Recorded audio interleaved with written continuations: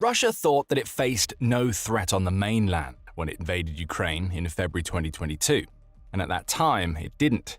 Ukraine didn't really have the weapons it needed to hit Russia, and when long-range weapons arrived from the West, Ukraine then had to deal with restrictions on their usage. A lot has changed since Russia invaded. Ukraine is now a long-range monster, and Russia's oil refineries are feeling the full force of that monster's power. Thanks to its long-range weapons, Ukraine has done the unthinkable by crippling the fuel reserves of a country that is known for its oil and gas. Russia won't recover from this for years as it grapples with the consequences of the war that Vladimir Putin started. Since 2024, Ukraine has been launching strikes against Russia's oil refineries. These facilities, which are responsible for turning crude oil into usable products such as gasoline and diesel, are inside Russia and were once thought to be out of reach for Ukraine. Not anymore. Ukraine's past refinery strikes were effective but often isolated. Russia will be able to repair its refineries, meaning no real long-term damage was done. That is yet another thing that has changed. Since August 2025, Ukraine has adapted its strategy. It's still hitting as many refineries as it can, but it no longer hits them just once. A refinery gets hit, then hit again and again, keeping it offline for a much longer period. The cumulative effect of these repeated strikes on multiple refineries has been hitting Russia hard during the second half of 2025. Now, Ukraine has hit a new milestone. 50% of Russia's refining capacity has now been hit by Ukraine.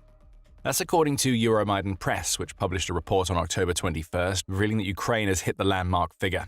It says that Ukraine's long-range drones and missiles have scored direct hits on around half of Russia's refineries, shutting many of them down to the point where they can no longer ship their products to the rest of Russia. In a perfect world, Ukraine will be able to hit the other 50%. However, that's unlikely to happen, the outlet says, because the other half of Russia's refineries are either too far from Ukraine to be hit by drones or are already running at a reduced capacity, which means they're not priority targets. So Russia still has a good number of undamaged refineries. However, those refineries being so far away from Ukraine is a problem. To keep his war machine ticking, Putin needs to ensure that the fuel his country produces makes its way to Russia's soldiers in Ukraine as quickly as possible. Ukraine hitting every refinery that's within its range leaves only those that are far away to pick up the slack. Fuel now has to travel a far greater distance to reach Ukraine, and that's without even mentioning the impact that these strikes are having domestically or on Russia's ability to sell one of its most valuable products. Adding to Russia's woes is the repair situation. Western sanctions have caused Russia a ton of problems when trying to repair refineries, because they mean there aren't enough parts to go around. Euromaidan Press says that Russia is being forced to reroute components to the refineries that Ukraine is hitting. That means the refineries outside of Ukraine's range are going without essential maintenance work. It's degradation without direct hits. Ukraine is taking advantage of Russia's supply problems to ensure that as many of Russia's refineries are under strain as possible. And you won't need 3 guesses to figure out what Ukraine will do when Russia uses rerouted components to get a refinery back online. More strikes. Russia ends up right where it was before the repairs. As Russia's refineries burn and engineers work around the clock to get them back up and running, Russia itself is starting to show the signs of being a nation under intense pressure. The outcome of Ukraine's refinery strikes is more important than the strikes themselves, and Russia is grappling with a trio of problems that have put it on the brink of internal collapse. Fuel shipments hitting new lows is the first of those problems. Euromaidan Press reports that Russia's daily shipment rates of both crude and refined oil reached levels in September that haven't been seen since 2020. For anybody who needs a reminder, 2020 was the year that the COVID-19 pandemic kicked off, causing a collapse in global supply chains that severely impacted Russia's ability to ship oil. Back then, it was the fear of an unknown disease that caused Russia's woes. Today, thanks to Ukraine, Russia's shipments are done because it no longer has the oil and fuel to sell. That doesn't mean Russia has no oil. According to a Euromaidan report, September saw it sell about 3.69 million barrels of crude and refined oil products per day. That seems like a massive number, and it might be for a nation that doesn't rely on its oil sector to prop up its economy. This reflects a massive drop of over 26% compared to the Russian average last year. So where long strings of tank cars were once left at terminals routinely, rail moves far fewer products, and there are many fewer products available to feed export ships, Euromaidan Press says. Naturally, this means that Russia isn't generating as much money as it used to from its oil and fuel exports. On October 14th, Reuters reported that Russia's combined oil and fuel exports were down to $13.35 billion in September. Again, this is still a massive number, which shows that there's still a lot of work for Ukraine to do to truly cripple Russia's oil industry. However, $13.35 billion is over $200 million less than Russia earned from its oil in August. And August was also another declining month, as Russian revenue dropped steeply between July and August, Reuters says. The International Energy Agency, or IEA, lays the credit for these declines at the feet of Ukraine and its long-range drone assaults. Persistent attacks on Russian energy infrastructure have cut Russian crude processing by an estimated 500,000 barrels per day, resulting in domestic fuel shortages and lower product exports, Reuters reports the IEA is stating. The Center for Research on Energy and Clean Air piles on the bad news for Russia, noting that September saw the country's overall fossil fuel revenues experience a 4% month-on-month slump. Worse yet, the organization says September 2025's revenues represented a 26% reduction on what Russia earned from its fossil fuels during the same month in 2024. A decline in revenue is bad enough. When that decline is enough to make monthly fuel revenues the lowest they've been since Putin invaded Ukraine, there's only one conclusion that we can draw: Ukraine's refinery strikes are working. And that means that Russia can expect plenty more of them in the future. The first of this trio of issues is perhaps the most directly damaging to Russia's ability to wage war on Ukraine. A gradual strategy of taking out refineries to limit Russian oil and fuel sales is designed to ensure Putin has as little money as possible to pump into his Ukraine war effort. Less money means fewer soldiers and fewer pieces of equipment on the battlefield. And with refineries struggling to produce, what Russia does send won't have as much of the fuel needed to launch sustained assaults against Ukraine. But there are two more issues that Ukraine hitting 50% of Russia's refineries causes. Russia's maritime exports have also taken a massive hit, as Euromaidan Press reports. It says that Russia's seaborne exports of refined oil products dropped by 17% in September, due to many of Russia's refineries being forced to halt processing. This shouldn't come as too much of a surprise. At the end of September, Russia extended its gasoline export ban until the end of 2025 and introduced a partial ban on the export of diesel products. With its refining capacity down, Russia is doing as much as it can to preserve fuel for its domestic markets, which is having a massive knock-on effect on the country's seaborne trade. This decline in seaborne fuel shipping goes a long way to explaining why Russia's oil and fuel revenue looks the way it does right now. However, Russia seems to have a bigger problem looming on the horizon. In addition to its refinery strikes, Ukraine has also taken aim at several of Russia's ports and loading facilities as part of its campaign to destroy Russia's energy infrastructure. For seaborne shipping, these types of strikes create risk, and with higher risk comes the demand that Russia pay more to insure its ports and ships. When port and ship calls become unreliable, insurers raise premiums to restrict cover for voyages, especially older shadow fleet tankers that sail with unclear documentation. That forces traders to hunt for scarce, more expensive insurance or switch to lower-quality vessels with thin or state-backed cover, delaying shipments and raising the cost of every barrel that moves, Euromaidan Press reports. It's the raised cost of shipping for every barrel that will concern Russia. In July, the UK and the European Union announced the implementation of a new $47.60 price cap on Russian oil. That means Russia can only earn a maximum of $47.60 for a barrel of crude when selling that oil to a sanctioning nation. Of course, the whole point of the shadow fleet is that it enables Russia to sell its oil and fuel to nations that haven't placed it under sanctions, such as China and India. But both of those countries will be licking their lips at the lower price cap. They know they have leverage over Russia, meaning they can tell Russia's oil sellers that they want discounts or they won't buy. Russia has to offer those discounts. And when the cost of shipping a single barrel is rising because of these insurance issues, those discounts make it much harder for Russia to turn a profit from its oil and fuel sales. Russia ends up either having to ship its oil at very close to a loss or give up on selling altogether, which it's already doing with its gasoline and diesel. The effects of this decline in seaborne trade are clear, Euromaidan Press says. September alone saw a total decline of 153 million barrels that would have been sold via seaborne shipping routes. The outlet claims that this amounts to $12 billion gone in a single month because Russia either can't or won't ship as much by sea as it has in the past. We touched on Russia imposing bans on gasoline and diesel sales a moment ago. There's a big reason why that's happening, and it comes back to Ukraine's devastating refinery strikes. To deliver the third major outcome of what Ukraine is doing, Russia is struggling with a domestic fuel crisis. Beyond the export bans, which have the obvious effect of limiting the amount of revenue that Russia can generate from its refined oil sales, Russia is also being forced to limit the amount of fuel that it's selling to its own people. RBC Ukraine reported on these limitations on October 21st, noting that 3 more Russian regions have imposed restrictions on fuel sales, adding to several others that imposed similar restrictions in September and early in October. It says that the restrictions affect all gas stations owned by the Baikal regional company, that operate in the Irkutsk, Buryatia, and Zabakalsky Krai regions of Russia. Now, drivers in those regions can only buy a maximum of 20 liters of AI-92 gasoline per person, which likely isn't even enough to fill a quarter of a tank. Baikal is supplied by Rosneft and Gazprom, which are two of Russia's largest energy companies, and it says that it's been forced to impose the limits because fuel deliveries from those companies have been disrupted. Baikal didn't offer a timeline for when it will lift its restrictions. Right now, the measures are indefinite. Baikal isn't the only Russian gas station network to impose these restrictions. The Kors network has done the same in the regions in which it operates, and according to RBC Ukraine, gasoline shortages have now been reported in 57 of Russia's regions. This isn't a local problem, it's nationwide, and it's happening because Ukraine keeps on taking out the refineries that supply the fuel that Russian citizens need for their vehicles.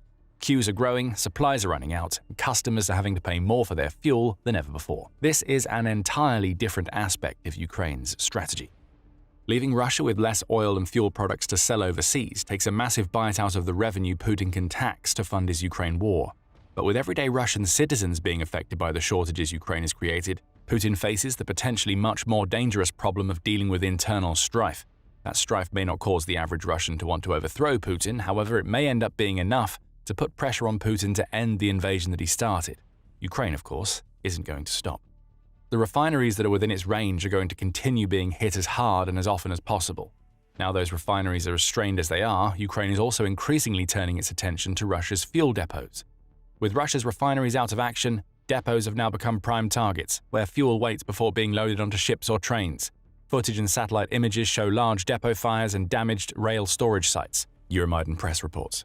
This is clever by Ukraine. It knows that it can hit Russia's refineries, and after so many successful strikes, it also knows that Russia doesn't appear to have the air defenses it needs to stop those kinds of strikes. Ukraine can now watch and wait, observing Russia's repair efforts before it launches follow-up attacks to take any restarted refineries back offline. In the meantime, it will focus on the fuel that Russia already has. Taking out depots destroys fuel that Russia has already earmarked for a purpose, be that selling overseas, selling domestically, or providing to its troops in Ukraine. Stockpiled fuel going up in flames can't be replaced as readily thanks to Ukraine's refinery strikes, which means Ukraine has Russia in a stranglehold. It's taken out the means of production. Now it's taking out the product itself. For Ukraine's President Volodymyr Zelensky, the refinery strikes and the impact they're having on Russia are all about bringing Putin crashing back down to reality. Putin had Russia's people fooled into thinking that the Ukraine invasion wouldn't cause any adverse effects back home. Now, Ukraine is proving that to be a lie. There has been an increase both in the range and in the accuracy of our long-range sanctions against Russia. Practically every day or two, Russian oil refineries are being hit, Euromaidan Press reported Zelensky as saying during his October 19th daily address to Ukraine. The strikes are bringing Russia back to reality, Ukraine's president added, and Ukraine now plans to respond to every long-range Russian strike with military actions of its own. Our capabilities will be broadened, Zelensky added. And that means that Russia will soon be facing more intense, numerous and powerful refinery and depot strikes as Ukraine builds and improves its long-range drone and missile arsenals. Ukraine's ultimate goal is to bring about the collapse of Russia's oil and fuel industries. That collapse may be closer than Putin wants to admit. On October 21st, the Atlantic Council published an article claiming that Putin's war machine may finally be running out of fuel. In addition to highlighting several of the issues discussed in this video, the Council says that an assessment conducted by the IEA suggests that Ukraine's refinery strikes will suppress Russia's refining rate until at least mid-2026. If Ukraine's capabilities are expanding, as Zelensky suggests, mid-2026 may be an optimistic estimate. Russia is also going to inflict more pain on its people by raising its VAT rate from 20% to 22% in a desperate effort to cover the gaps in the Russian budget being caused by Ukraine's refinery strikes. That feeds back into the point we made earlier about causing discontent among the Russian people. They won't want to hear that the fuel they buy, along with everything else to which VAT applies, is going to become more expensive when they're queuing in the cold for their rations of gasoline. Russia is now also being forced to prioritize where its remaining fuel goes, which is a problem that it really hasn't faced at any other point during the war.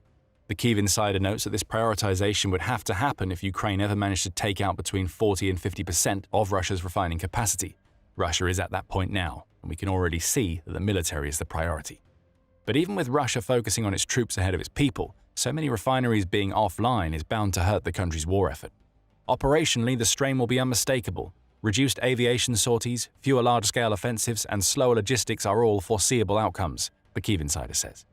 It also claims that assuming Ukraine maintains its current pace and strength of refinery assaults into 2026, Russia will reach the point where it's structurally dependent on crude oil exports to generate revenue. Crude oil sells for less than refined oil products, and the price cap issues we mentioned earlier will truly start to sting when Russia reaches this point. The situation in Russia is getting desperate. A collapse is coming, and it's one from which the country may not recover for years. Russia's response to all of this has been to attempt to give Ukraine a dose of its own medicine. On October 21st, the Kyiv Independent reported that Russia has intensified its strikes on Ukraine's energy sector and has been encouraged to do so as Ukraine's hope of receiving Tomahawk missiles from the US fades. These infrastructure strikes are being designed to force Ukraine's civilians to deal with the upcoming cold months without the heating they need, and Zelensky has been quick to point out threats and pressure are needed to counter these intensified assaults. Just a few weeks ago, Putin was under real pressure and facing the threat of Tomahawk cruise missiles, and he immediately showed a willingness to return to diplomacy. But as soon as that pressure eased even slightly, the Russians began backing away from diplomacy and trying to delay dialogue, Zelensky claimed. It's all going to come down to which side breaks first. Russia's energy infrastructure strikes have a more direct impact on Ukraine's civilians, though they are tragically used to Russia's attempts to hurt them. Ukraine's refinery strikes, though impacting Russia's civilians indirectly, are more focused on pulling money out of Putin's war machine. Ukraine will hope that this approach wears Russia down fast enough to bring the war to an end. As we near the end of 2025, Ukraine's strategy against Russia has become crystal clear. Gone are the days when Ukraine solely tried to absorb Russia's attacks while hoping to hold out long enough for the Russian military to run out of people or money. Ukraine is now accelerating the process. Deep strikes into Russian territory are wreaking havoc on the Russian war machine, and Ukraine just pulled off a big one. It did it with missiles from the UK. Russian defenses have failed again as Ukraine has unleashed Storm Shadow, a key Russian military asset. Putin's war arsenal burns, and Bryansk has been put on notice. On October 22nd, Newsweek reported that a Ukrainian missile and aircraft strike conducted the previous day had devastated the Bryansk chemical plant, which the outlet says is critical to Russia's war effort. The strike comes just a couple of days after Ukraine failed to secure Tomahawk missiles from the US, and just hours after news broke that US President Donald Trump's Hungary summit with Vladimir Putin had been called off. Ukraine unleashed Storm Shadow missiles to conduct the strike, the outlet reports. Those missiles managed to penetrate what few air defenses Russia had in place to defend its chemical plant, allowing them to score direct hits. At the time of the creating of this video, Ukraine says that it's assessing the full impact of the strike and the damage that it caused. However, we already have comments from several key figures in Ukraine, including the country's general staff. Taking to Telegram, Ukraine's general staff confirmed the strike and that Ukraine was responsible for it. On October 21, 2025, the Air Force of the Armed Forces of Ukraine, in coordination with the Land Forces, the Navy, and other units of the Defense Forces of Ukraine, struck the Bryansk chemical plant, the general staff reported. That alone is enough to tell us that this was a highly coordinated strike. Ukraine wanted to hit Russia hard, and it involved so many branches of its armed forces to ensure that its storm shadows found their mark. The General Staff's statement continues with confirmation of the weapons used. A massive combined missile and airstrike was carried out, including the use of air-launched Storm Shadow missiles, which successfully penetrated the Russian air defense system. The goal, the General Staff claimed, was to weaken the Russian offensive by taking out yet another critical military facility. And the Bryansk chemical plant is certainly critical. In its October 21st report on Ukraine's Bryansk strike, the Kyiv Independent notes that the region's chemical plant is responsible for manufacturing several products that Russia needs for its war effort. These products include the basics, such as gunpowder and explosives that Russia's soldiers use on the ground. However, the plant also makes rocket fuel components, which is where the big win for Ukraine comes into play. These fuel components are used in the missiles that Russia launches against Ukraine, suggesting that Ukraine has just taken out a solid bite of Russia's ability to build more of those missiles. The timing couldn't be better. Russia has been ramping up both its missile strikes and missile production in recent months. One example is the heightened production of the Grom-1 hybrid bomb missiles, which the New Voice of Ukraine says combine Russia's aerial bombs with its Kh-38 missiles. With a range of roughly 6 to 125 miles, these munitions could cause a lot of damage to Ukraine if they're allowed to enter the mass production Russia has in store for them. The more rocket fuel Ukraine can deprive Russia of, the less intense its future rocket and missile-based attacks will be. That simple fact made the Bryansk chemical plant a target. And if you needed any more evidence of the plant's importance, Ukraine's Western allies are picking up on the need to disrupt the facility's operations. On September 12th, the Kyiv Independent reported that the UK had hit Russia with a fresh batch of sanctions, some of which targeted the plant. The facility is also sanctioned by the United States. Its proximity to Ukraine is also a problem. Euromaidan Press reports that the Bryansk chemical plant is just 77.6 miles away from Ukraine's northern border. A plant this close to Ukraine can get supplies to Russia's soldiers faster. That is, unless the plant is taken on a mission. Ukraine's general staff isn't the only voice to have commented on the importance of this plant and the reasons why Ukraine has attacked it. The commander of Ukraine's unmanned systems forces, Robert Brovdy, also took to Telegram to provide more details about the strike. Claiming that the plant had been destroyed, which doesn't appear to be the official claim from Ukraine yet, Brovdy said, "This is a powerful blow to the Worm's combat capability on the battlefield, here and now. This is perhaps the largest frontline industrial and production and rebase of heavy weapons that the Worm army uses today on the battlefield."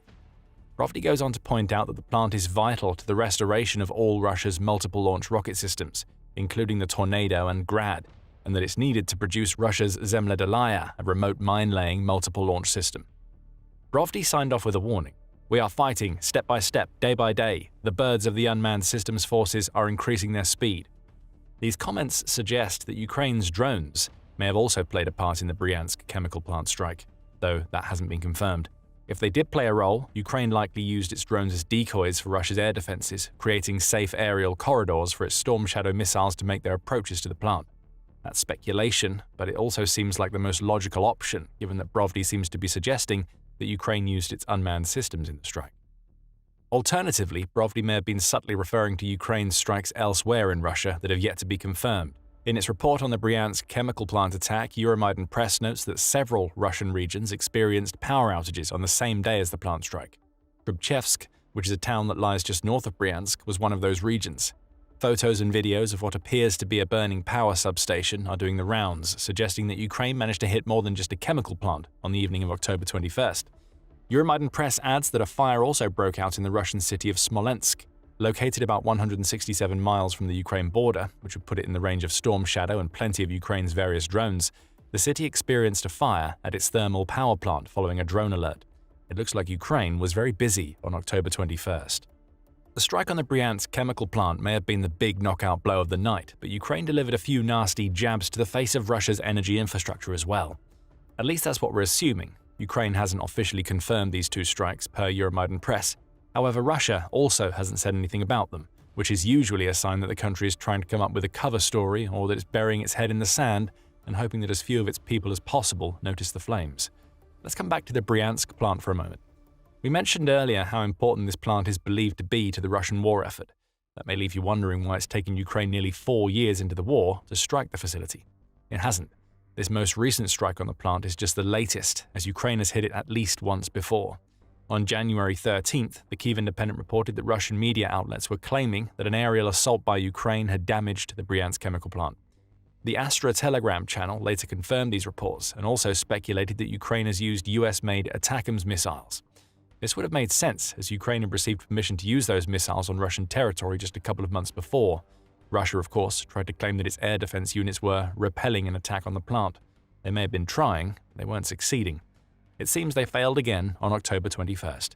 ATACMS may not have been able to do the job of taking out the Bryansk chemical plant at the beginning of 2025, but as the year nears its end, Storm Shadow may have just taken the plant out once and for all. So it's clear that Ukraine wants to hit the Bryansk chemical plant because of the impact losing that plant will have on Russia in its attritional war. However, there are other factors at play here, including Ukraine wanting to send several messages to Russia. The first of these messages is related to the Tomahawks that we mentioned earlier in the video. For several weeks leading up to the Bryansk strike, news had been making the rounds that the US was considering providing Tomahawk cruise missiles to Ukraine. That would have been massive. As recently as October 13th, Trump was suggesting that the US may send some of those missiles. With Tomahawks, Ukraine would have gained a missile with a 1,500-mile range, allowing it to strike deep into the heart of Russia.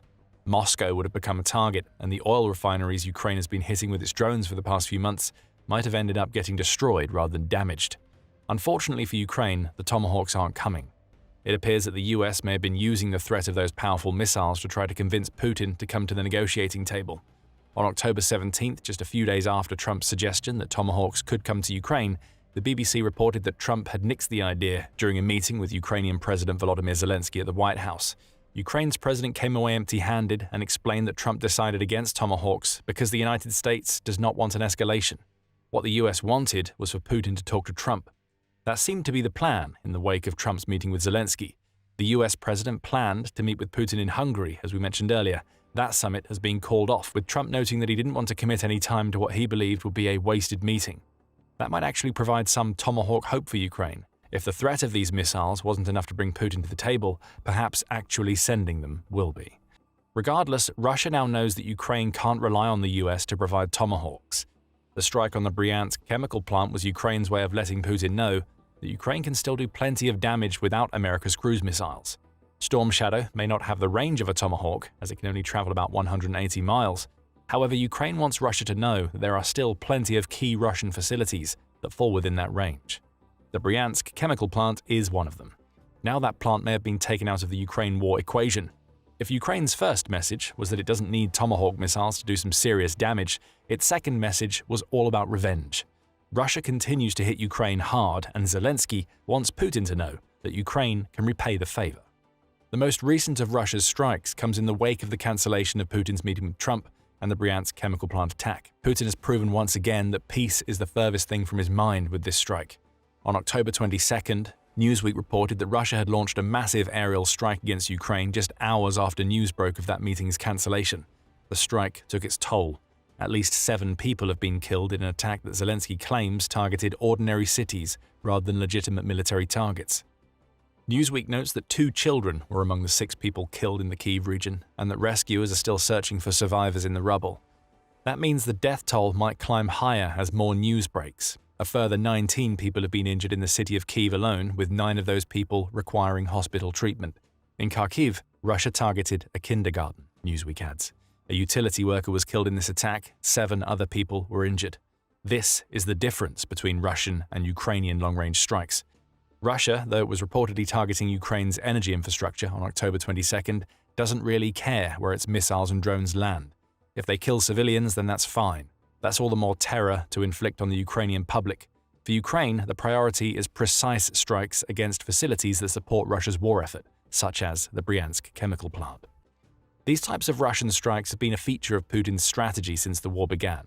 Statista says that 13,883 Ukrainian civilians have died due to Russian airstrikes and assaults since the war began, and it is revenge for these atrocities that fueled Ukraine's actions in Bryansk.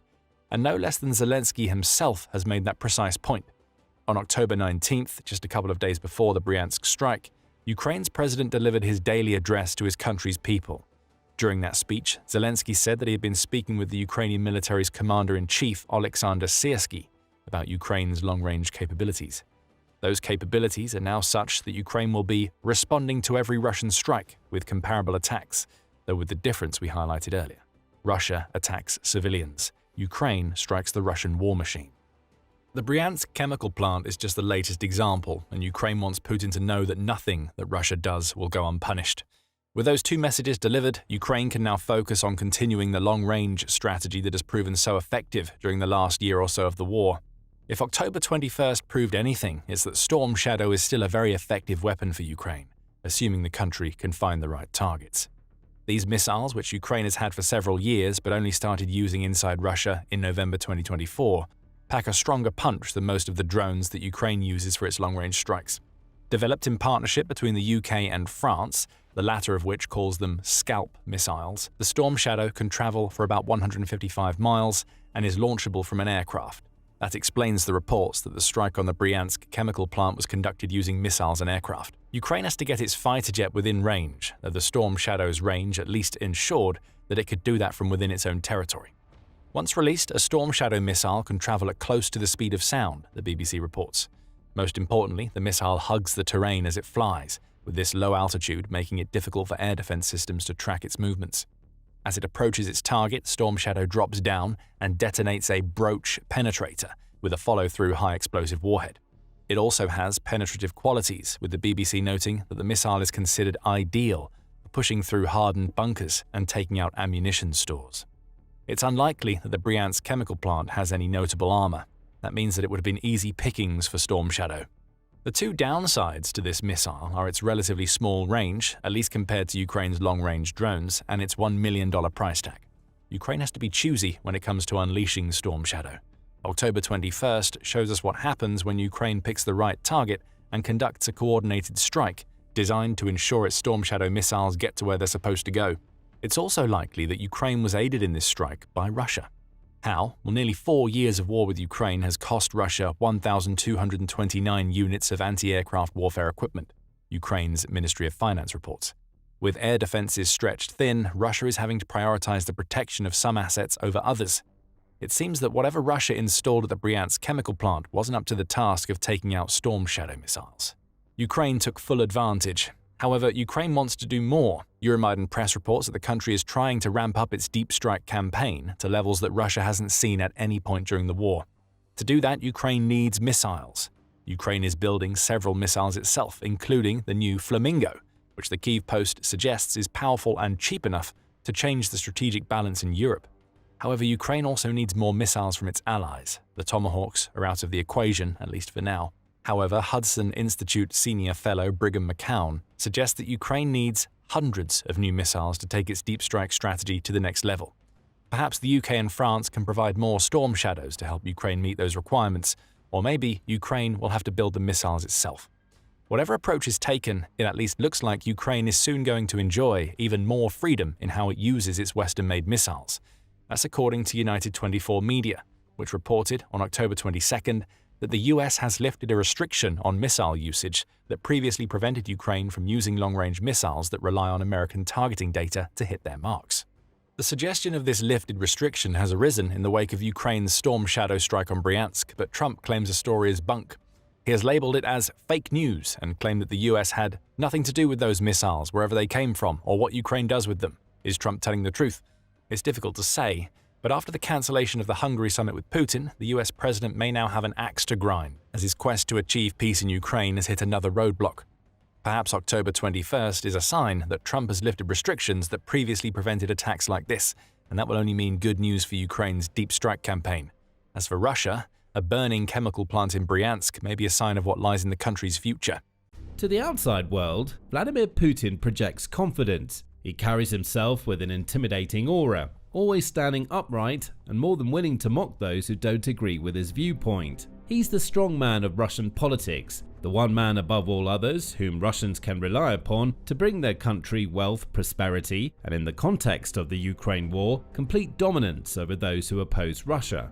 But looks can be deceiving, and behind the veil that Putin erects lies a man who's terrified of everyone and everything around him. Putin's paranoia has exploded, leading to Russia's president living in constant fear of a Kremlin betrayal. None of this would be evident from the image that Putin presents to the world. However, the signs are there that Putin's paranoia is getting the best of him, and one only needs to look at a spate of recent deaths to see one of those signs. Back on July 8, news broke that Russia's former transport minister, Roman Starovoyt, had committed suicide a day before. Starovoyt's body was discovered in a park on the outskirts of Moscow with a gunshot wound to the head. A pistol lay beside his body, suggesting that Starovoyt had turned the gun on himself, and he may well have had a motive. Starovoyt had been fired from his role just a few hours before by Putin himself. The incident shocked Russia, but it shouldn't have. After all, for as dramatic as Starovoyt's exit from the mortal plane may have been, it was far from the first time that a prominent Russian official had met an untimely death in recent memory. Just a few days earlier, the vice president of the Russian oil transportation company, Transneft, experienced a similar grisly fate. This time, it wasn't a gun that was a weapon of choice. Andrei Badalov had taken an unfortunate tumble from the window of an apartment building, Foreign Affairs noted back in September.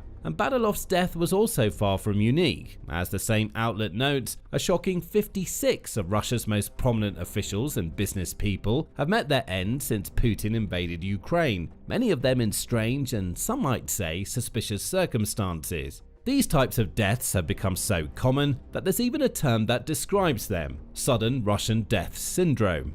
The Atlantic helped to popularize the term back in December 2022. At that point, the number of strange deaths that had occurred among Russia's elite was in the 20s, with notable deaths including yet more window falls, supposed suicides, and even suspicious heart attacks suffered by people who appear to have clean bills of health. Sudden Russian death syndrome can be applied to any death of a prominent Russian official that seems to be out of place or improperly explained. And if the hints so far haven't made it clear, there's a very high probability that these deaths were intentionally caused by the Kremlin and perhaps ordered by Putin himself. Take, for example, the repeated falling from windows. It's plausible to believe that one fall could be an accident, maybe even two. But defenestration has become common enough now that it's almost a running joke that those who anger Putin are experiencing unfortunate trips out of high windows. Defenestration has been a favorite method of removing political opponents since the early days of multi-story buildings, but in the modern era, Russia has monopolized the practice. Like Tosca's climatic exit from the battlements of Castel San Angelo, death by falling from a great height has a performative, even moral aspect. Elaine Godfrey wrote in The Atlantic in December 2022. It appears that Putin has a performative streak. What he doesn't realize is that these deaths are revealing the cracks in his performance as Russia's strongman. Sudden Russian death syndrome has become rife since Russia invaded Ukraine because Putin is paranoid. Opposition, even from friendly faces who might only want the best for Putin and Russia, has become the enemy. And even those whom Putin appears to outwardly trust are now at risk. Often what Putin is doing is kept under wraps. Sudden Russian deaths are so mysterious because they come without warning and sometimes happen in tragically comical ways. However, Russia's president is sometimes more forthright in his desire to purge the people whom he deems a threat. Foreign Affairs offers the example of the Kremlin's crackdown on Russia's Ministry of Defense in 2024. That crackdown led to the sacking of Sergei Shoigu, who was demoted to the largely irrelevant position of chair of Russia's Security Council. Shoigu was lucky. He got a demotion, while others who served under him received much worse. Shoigu's deputy, Timur Ivanov, was slapped with a 13-year prison sentence for supposed corruption. That sentence ranks as one of the largest ever handed out to a Russian official. Many arrests have taken place since. Along with the sudden deaths of prominent figures, a strange trend seems to be emerging that the closer somebody gets to Putin, the more likely they're to be in danger. Could this be Putin keeping his friends close and his enemies closer? Or has Putin's paranoia engulfed him to the point where anybody who enters his orbit has become a threat? Russia may be trying to create the narrative that all of these incidents are related to Putin purging the corrupt from his circle. It's not about paranoia. The Kremlin wants people to believe Putin is just creating a purer form of Russian government. However, that seems rich, given that Russia is a society that runs on corruption and Putin is often at the heart of it. As far back as January 2016, the BBC was reporting that the US Treasury believed Putin to be corrupt himself. Adam Zubin, who at the time oversaw American sanctions against Russia, made the accusation crystal clear. We've seen him enriching his friends, his close allies, and marginalizing those he doesn't view as friends using state assets. Whether that's Russia's energy wealth, whether it's other state contracts, he directs those to whom he believes will serve him and excludes those who don't. To me, that's a picture of corruption, Zubin said. He seems to have a point. Putin has a massive net worth that the Week says could be as high as $200 billion. That's pretty strange given that the official Kremlin documents suggest that Putin earns a $140,000 salary from his role as Russia's president. It almost suggests that the people who Putin is purging, be it through demotions, jail sentences, or sudden Russian death syndrome, are the very people who have enriched Putin throughout his tenure as Russia's president. Fighting corruption isn't the real goal for Putin. He is corrupt. No, the real goal in everything that Putin is doing right now is to avoid what he views as the ever-growing spectre of internal threats that could strip him of the power to which he so desperately clings. What Putin is doing to these people, who were once part of his inner circle or responsible for enriching him, is intended to create a climate of fear that leaves everyone around Putin as paranoid as Putin himself has become. Foreign Affairs discusses this, noting that even the most experienced members of Russia's political class found Starovoyt's death particularly difficult. On the one hand, he had not been yet charged with anything, but on the other, it was clear that he had chosen death over prison, the outlet says. Several members of Russia's government also attended Starovoyt's funeral, which only adds to the uncertainty. By attending, are those officials putting themselves at risk by grieving somebody whom Putin had identified as a threat? Or is all of this a real tragedy that Putin never intended to happen, making it okay to attend the funeral? These are questions likely going through the minds of many Russian officials in the wake of Starovoyt's death, and they're the questions that Putin wants his officials to be pondering. He made his own position on the funeral ambiguous too. Russian state media had reported that Putin was going to send a wreath to the funeral, indicating that it was okay for others to attend. However, those reports were later retracted, despite running on state news agencies over which Putin has influence. A test, perhaps, a twisted way for Putin to identify who else is a risk to his position. It's difficult to tell, at least in Starovoyt's case, there seemed to be some link to the corruption that Putin wants to cleanse. Several of the dead minister's colleagues had been implicated in embezzlement schemes, one of which siphoned $250 million away from a project designed to strengthen Russia's border with Ukraine. That sort of thing was standard practice in Russia before the Ukraine war. Now, when Putin is trying to scrape together every bit of cash that he can to keep the war going, such actions could be a death sentence. This may be another mark of Putin's paranoia. He may be so obsessed with the Ukraine war that his tunnel vision has led him to believe that any action that harms the war effort is intended to be malicious toward Putin. That alone is enough to create fear among Russia's elite. And fear is certainly what Starovoyt felt. The BBC spoke to Nina Khrushcheva, who's a professor of international affairs at New York's The New School. He must have feared that he would receive tens of years in prison if he was going to be under investigation, and that his family would suffer tremendously, Khrushcheva said of Starovoyt. So there's no way out. I immediately thought of Sergo Orjonikidze, one of Stalin's ministers, who killed himself in 1937 because he felt there was no way out. When you start thinking of 1937 in today's environment, that gives you great pause. Keep that link to Stalin in mind. It'll be revisited later in the video. Of course, the counter-argument to Putin allowing his paranoia to lead him to create this environment of fear is that it all seems so counterproductive. If Putin is purging anybody he considers to be a possible threat, it also means he's losing people who could provide valuable advice or even enrich Russia's leader through the very corruption he claims to be tackling. However, Putin warned Russia's elite that this was coming, even if many didn't believe him. In March 2022, NPR reported that Putin had rattled off a warning to every anti-war Russian. The Russian people will always be able to distinguish true patriots from scum and traitors and simply spit them out like a gnat that accidentally flew into their mouths, Putin declared while railing against Russians who he said were mentally aligned with the West. I'm convinced that such a natural and necessary cleansing of society will only strengthen our country, our solidarity, cohesion and readiness to respond to any challenges, Putin added. This should have been a sign. As the elite who thought Putin would never come for them likely clapped along to these statements, Putin was outright telling everybody that anybody who opposed him would be cleansed. What many in Russia didn't seem to realize at the time, that Putin's identity had already become so wrapped up in his desire to claim Ukraine for Russia that anything that could even slightly harm that goal puts a person in the category of those who need to be cleansed. The officials who embezzled $250 million from a border project are the perfect example. An action that would have in the past seen Putin come calling for his slice of the pie instead led to arrests and jail time for the perpetrators. That, in a nutshell, is the transformation. The Russia that Putin created and oversaw for more than 2 decades has been utterly changed by Putin's obsession with Ukraine and the paranoia that's been largely born from it. Still, many in Russia believe that the many examples of what's happening to those that Putin views as opponents won't ever concern them. People know they need to behave cautiously, but their conformist behavior is shaped more by learned indifference and anticipatory obedience to everything they cannot influence, Foreign Affairs says. Russia's elite face a different problem. Engulfed in the fear that paranoid Putin has created, they're stuck trying to be subservient while standing on ground that constantly shifts beneath their feet. So, how could one of Russia's elite even know that Putin is coming for them?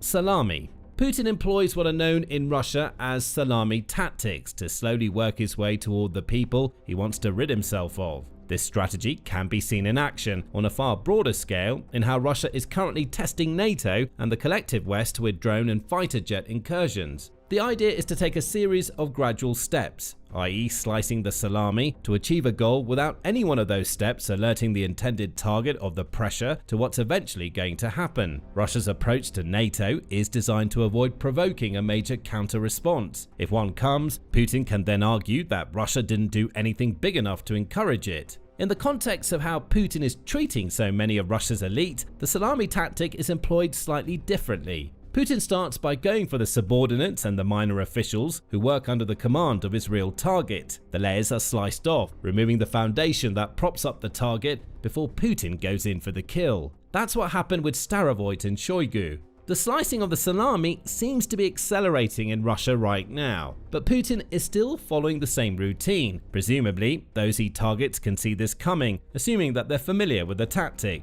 However, there's nothing they can do about it, other than submit to being arrested or allowing themselves to experience a case of sudden Russian death syndrome, in whatever form that may take, when Putin is ready to make the last slice. Right now, Putin's targets seem to be Russia's technocrats and oligarchs. And it's here where Russia's leader, being so terrified of betrayal, could end up destroying his own country. Putin is replacing much of Russia's elite with military heroes who have served in Ukraine. The Ukraine war tunnel vision is strong here, as Putin's paranoia has led him to believe that only those who have distinguished themselves in Ukraine are capable of serving his vision for Russia. As for Russia's technocrats, Putin is keeping the ones he needs, such as those who are ensuring Russia maintains some semblance of economic stability despite Putin's massive spending on Ukraine, and getting rid of those he doesn't need. Russia's tech industry, in particular, is suffering from this approach. As the Moscow Times reported in June, Putin has turned against Russia's tech innovators. The Western companies that were working in Russia and supporting some of the country's brightest minds have all been pushed out, even though Putin was courting those very companies just a few short years ago.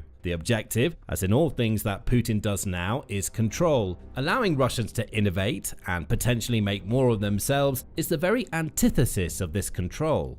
This is another type of purge, one that isn't about eradicating the people in Putin's circle that he no longer trusts, but rather about ensuring that nobody can rise up unexpectedly from beneath him to become a challenger to his throne. This refusal to allow anybody to rise too high manifests in Putin's seeming inability to choose a successor for the empire that he's built. He apparently has a list, the Kyiv Independent reported in May, but the 73-year-old Putin doesn't appear to be grooming anybody to take over when he's gone.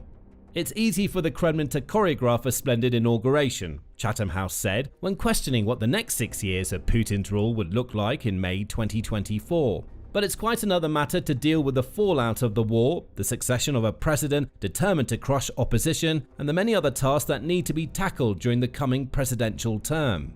Putin will leave a vacuum behind if he dies without being betrayed first, and his paranoia that everybody around him is out to get him means he sees no solution other than to leave this vacuum behind, which will only create more problems for Russia as it tries to deal with the aftermath of the Ukraine war.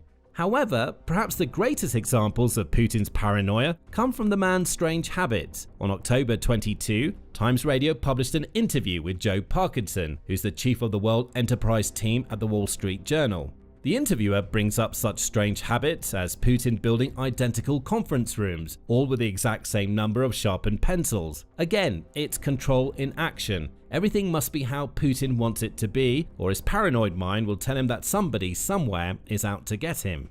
Putin's past plays a part in all of this, said Parkinson to Times Radio. He still views the world very much through an intelligence lens and a lens of paranoia, and we all saw aspects of that, particularly during COVID with the long table and the isolation and people questioning at that point before the invasion, actually, just how whether he was still completely kind of compos mentis. Parkinson's point appears to be that what's seen today in Putin is the result of a long descent into isolation that's been happening for years. Putin has become so distrustful of everybody around him, Parkinson adds, that he doesn't even want his top officials to know precisely where he is. Putin apparently doesn't spend as much time at his office in the Kremlin as he once did, as he now prefers to spend time in one of his many presidential palaces. It's here where the identical rooms come into play, Parkinson told Times Radio. According to the American intelligence agency and others that we spoke to, he's built these identical rooms so that when he's photographed, he could, in theory, be in any one of these palaces. Putin will also order decoy planes to be flown when he plans a journey, all to create confusion and minimize the chances of somebody coming to get him. If that isn't paranoia, what is? Earlier in the video, Stalin was referenced. This reference reveals a great irony in Putin's behavior. Foreign Affairs brings up the 1920s, when Stalin was first coming to power. At the time, one of Stalin's closest allies was a man named Nikolai Bukharin. As Stalin became ever more deeply entrenched in power, even Bukharin found himself a target. Stalin had one of his closest allies arrested for conspiracy in 1937 and had him executed a year later. That was all part of Stalin doing his utmost to purge and replace everybody who had played a role in bringing him to power. Stalin was 73 when he died. By the end, even his own doctors were scared of touching him as they faced his paranoid wrath. Putin is the same age as Stalin was when he died, and he seems to be playing from the Stalin playbook with his actions today. Perhaps he sees Stalin's rule, which lasted from 1924 until he died in 1953, as an inspiration. Putin clearly has a taste for history, as he's used any number of weaponized historical excuses to justify his war in Ukraine. But the great irony is that Stalin's obsession with maintaining control and his intense paranoia led him to overseeing a country filled with repression and crippled by a terrible economy that harmed its people and ultimately created so much fear that he couldn't even trust anybody to help him as he lay dying. Putin is walking down the same path, and it may end up being the path that leads him to the betrayal that he's so desperately trying to avoid. The Stalin-esque repression already exists. Russia's economy is struggling, though not yet outright tanked. Perhaps all that Putin can now hope for is to die while in power rather than be replaced by somebody that even his paranoid mind never saw coming. It's no secret that Russia is desperate to capture the Ukrainian city of Pokrovsk in the Donetsk region. It's been trying to take control of this place for over a year already, launching one attack after another, using every trick in the book to break through Ukraine's defensive lines and finally exert some sort of control. Time and time again, its forces have been defeated, and the latest defeat might just be the biggest one yet for Vladimir Putin and his war machine, because this time, Ukraine didn't simply fend off Russian attacks. Instead, it wiped out literally thousands of enemy soldiers, as well as huge numbers of tanks and equipment too, leaving the Kremlin's commanders scratching their heads and wondering where on earth they go from here. It wasn't supposed to work out this way. This time was supposed to be different, as Pokrovsk was one of Russia's top targets as part of its grand summer offensive campaign. No longer willing to suffer delays and setbacks, the Kremlin made the decision several months ago to throw everything it had at the city. It's easy to see why. Pokrovsk is a major industrial, logistical and transport hub. It sits in a highly strategic location, has several large highways encircling the city and extending in all directions across Ukraine, and it has a major railway line coming through it. This city is obviously invaluable for whichever side controls it. It's nicknamed the Gateway to Donetsk, and numerous Ukrainian supply lines feed the city from deeper into the country. Many of those supplies also pass through Pokrovsk on their way to other important locations elsewhere along the front lines, providing Ukraine soldiers with food, water, ammunition, fuel, and reinforcements. For Ukraine, Pokrovsk is an anchor, a stable solid base from which to operate. For Russia, it represents a path forward deeper into Donetsk and closer to Kyiv and other significant Ukrainian cities and towns. That's why both sides have battled so hard over this single location. And it's why, back in June, Russia amassed a gigantic force, estimated at around 110,000 troops in the Pokrovsk sector. From that point on, Pokrovsk became the hottest spot along the entire front line, and with Ukrainian manpower slowly but surely starting to dwindle, many analysts expected that the city would at last fall to the Russians. On paper, that's surely what should have happened. But on paper, Russia should have won this war a long time ago, since it had such a significantly larger force, more advanced military equipment, and far greater stocks of armor, missiles, bombs, and other weapons compared to its opponent when it first launched the invasion.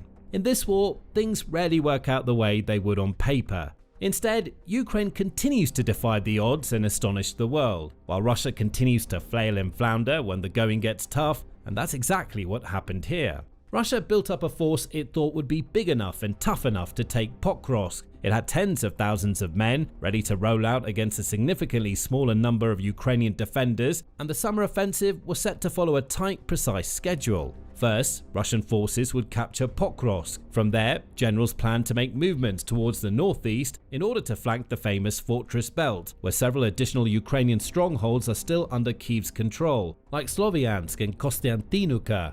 According to reports, Kremlin commanders promised ruthless execution and rapid results. But things didn't go to plan at all. Instead, the Russian army has failed to achieve a single one of its main strategic objectives over the course of the summer offensive, especially in and around the city of Pokrovsk. Despite trying everything they could think of, including sending soldiers into the city disguised as civilians, launching repeat assaults involving small mobile squads, and even using artillery and other weapons to bombard the area, all that the Kremlin's commanders have managed to capture are a few forgotten farming fields, isolated settlements strewn with rubble and wreckage, and desolate tree lines. Pokrovsk itself remains in Ukraine's hands. The city's steadfast guardians continue to do an astonishing job of holding their ground, even in the face of overwhelming odds and extraordinary adversity. There are several reasons why Moscow's summer offensive failed so spectacularly in this direction. The first and perhaps biggest issue was the lack of armor. This was the first time in the war so far that Moscow was seen launching a major summer offensive with almost no tank reserves. A few tanks were still spotted here and there, often sporting ludicrous armor add-ons like coils of barbed wire and makeshift spikes in order to withstand kamikaze drone strikes, but on the whole, Russian forces had to make do with much simpler and far less resilient vehicles, including motorcycles, jeeps, and even golf carts. The reason for this is simple. While Russia began the war with one of the biggest tank stocks in the world, those numbers soon started to dwindle as Ukrainians used mines, drones, missiles, and more to take them out. As the war progressed and Russia's commanders continued to be increasingly wasteful with their armor, the total number of damaged and destroyed vehicles eventually became too high to handle. Thus, the Kremlin resorted to desperate measures. First, it dragged rusty relics of Soviet tanks out of storage facilities, but soon saw that decades-old tanks, designed for a possible Cold War conflict, weren't of much use in a 21st century war with a highly innovative and adaptable opponent. So, not long after that, Russia decided to simply stop using tanks altogether in most areas along the front lines, even in Pokrovsk, since it simply couldn't find any effective ways to keep them intact long enough to deal meaningful damage to its enemy. The trouble is that without armor to support them, ground troops are significantly weaker, even in large numbers. So, despite amassing a force of intimidating size in Pokrovsk, Russia failed to make much of a dent in the Ukrainian lines since its soldiers and their simple civilian vehicles were repeatedly picked off by Ukraine's drone operators. Often, the drones flew deep behind the front lines, up to 15.5 miles into enemy territory, scanning the surroundings for any signs of life before homing in and wiping out whatever targets they found. Thanks to this, large parts of Russia's force were destroyed before they even got close to Pokrovsk, and those left behind had little means of defending themselves against the never-ending swarms of drones buzzing in the skies overhead. The second big reason why the Russian offensive in Pokrovsk has so far failed to bear fruit is that Ukraine was also spending this summer launching numerous precision deep strikes on high-value Russian locations and important assets. With the aid of weapons like long-range drones, high-mobility artillery rocket systems, HIMARS, and missiles, Ukrainian soldiers struck Russia where it hurt the most, wiping out core pieces of infrastructure and vital supplies to fuel the Kremlin's war machine, including supply depots, fuel convoys, and command posts. The impact of these strikes all add up. And every single time Ukraine blows up an ammunition depot or fuel truck, it delays and disrupts Russia's plans. All of a sudden, the Kremlin's commanders are forced back to the drawing board, having to come up with new strategies, schedules, and solutions for the countless new problems Ukraine sends their way.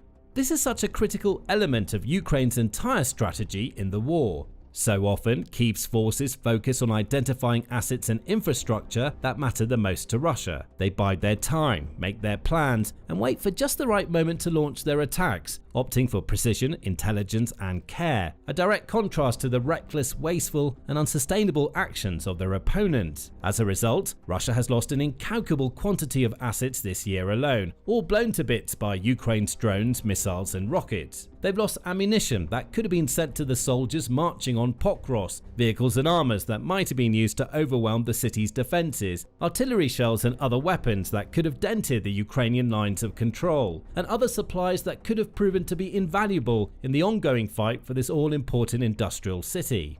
And this leads on to the third reason why Russian soldiers have so far been unable to hoist their flag above the city of Pokrovsk: tactics. The contrasting tactics of the two armies are one of the most fascinating stories of the war so far. On the other side, as previously mentioned, Ukraine has become synonymous with strategic planning and careful use of its resources. From the outset of the invasion, Kyiv has understood its place and position in the war. It knew from day one that it had a far smaller force, fewer resources, and little chance of victory in any sort of direct clash with its opponent. Ukraine quickly realized that if it wanted to win this war, or at least survive long enough for some sort of ceasefire or peace agreement to be achieved, it had to be smart. It had to use the few advantages it had, leaning on its many allies across the Western world for support and using its home field advantage. It couldn't commit the same numbers of troops and resources that Russia could, so it couldn't possibly fight for every single square mile of frontline terrain. Instead, it had to pick and choose its battles, identify the locations that mattered the most, and do whatever it took to defend them.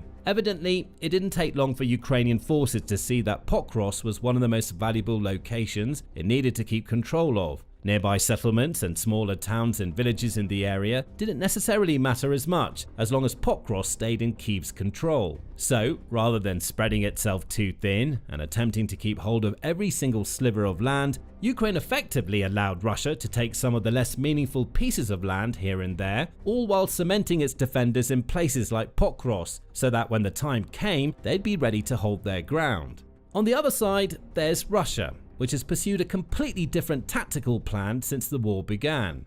Confident in the massive size of its army, the seemingly endless number of new recruits it can call up each month, and the vast stocks of tanks, armor, and munitions it began the invasion with, Russia has followed a brute force strategy throughout this war. It's repeatedly attempted to overwhelm its opposition up and down the front lines, throwing massive amounts of men and weapons at even the smallest of settlements and slimmest slivers of territory. It's refused to settle for anything less than complete conquest of Ukrainian territories, no matter the cost. And speaking of cost, the Kremlin's commanders have been embarrassingly wasteful with their resources, especially the soldiers under their command. On countless occasions, those in charge have treated troops as cannon fodder, throwing multitudes of men to their deaths, knowing that more will be along to replace them a week or two later. And because of that, Russia has suffered tremendous losses, with shocking numbers of soldiers killed or wounded for only the most minor of territorial gains. People have lost their lives or been sent home with life-changing injuries just for the odd patch of dirt or crater-filled field. And one recent analytical report in The Economist suggested that Russia may have anywhere from 984,000 to 1,438,000 casualties in total, with up to 480,000 soldiers dead.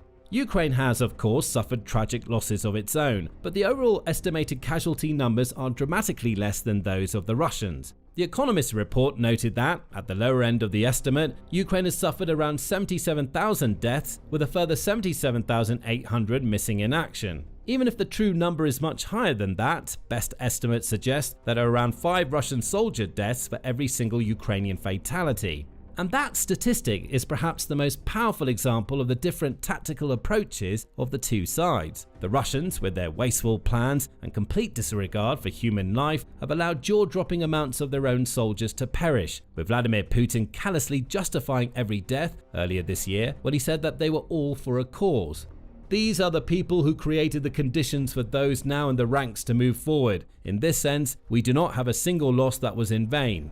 The Ukrainians, meanwhile, can't save everyone, but have certainly not been as reckless and negligent with their people and their resources as the Russians. Kyiv's commanders have done what they can to keep losses to a minimum wherever possible, not shying away from ordering tactical retreats when necessary to keep troops alive, and trying to plan every move with care and consideration. At least in the Pokrovsk sector, it's the Ukrainian strategy that's repeatedly won the day. Even when Russia managed to make a minor breakthrough during the latter part of the summer, with Kremlin forces advancing towards the city of Dobropilya, it all ended in disaster once again. At the time, it appeared that Russia might at long last have the upper hand. Heavy clashes broke out in various points along the front line, and Russian troops appeared to be advancing around Pokrovsk, with some news agencies at the time predicting that vital Ukrainian supply lines to the city were close to being cut, and it was only a matter of time before the Kremlin's forces moved in for the kill. After all, Russia not only had the manpower advantage, but also now seemed to have a strategic edge in terms of territorial control as well.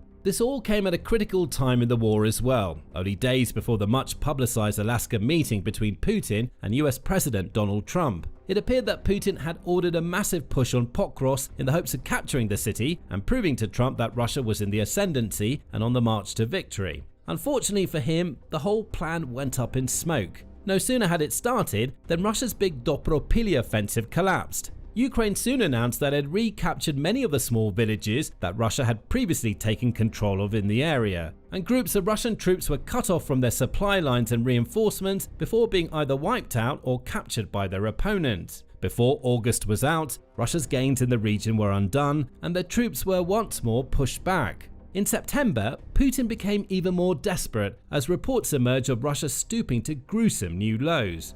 According to an article in The Telegraph, Russia started sending units made up of soldiers with chronic illnesses like HIV and hepatitis into battle around Pokros. These soldiers were marked with special armbands to separate them from their healthy peers, with former British Army Colonel and chemical weapons expert Hamish de Bretton-Gordon stating that this was a clear sign of President Putin's desperation to capture the city once and for all. There's nothing off limits. Putin is determined to keep fighting this way. I think he's always believed that if he can just outlast Ukraine and its allies, he'll ultimately prevail. Throwing people into the meat grinder is part of that strategy, and Pokros is the meat grinder.